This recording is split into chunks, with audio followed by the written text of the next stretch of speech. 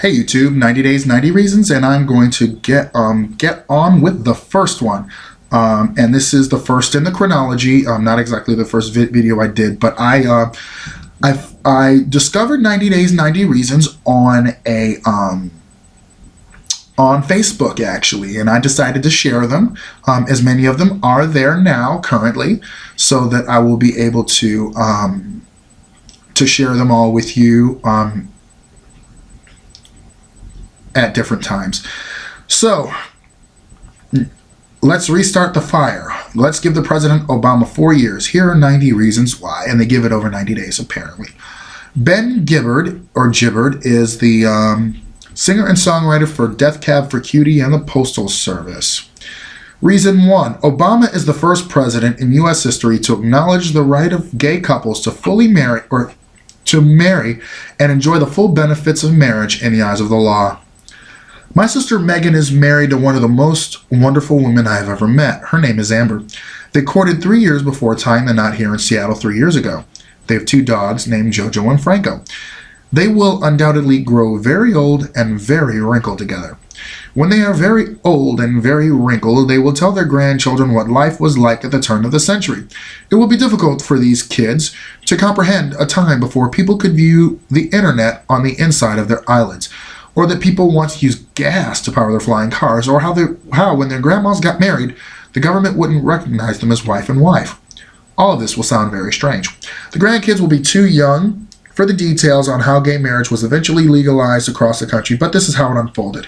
In Washington State, a bill to legalize same-gender marriage passed the legislature and was signed by Governor Christine Gregoire in February 2012.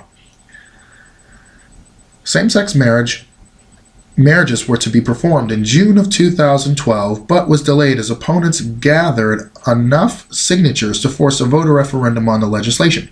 This was known as Referendum 74. A number of bigoted organizations tried their best to squash Referendum 74, but the voters of Washington State decided it was time to afford equal rights for all.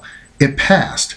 Washington became the very first state to approve marriage equality by a popular vote after 32 others had tried and failed.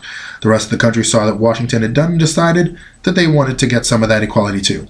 Gay marriage eventually started being legalized all over the place. It was great, and it was right to do. A lot of credit has to go to our president, Barack Obama.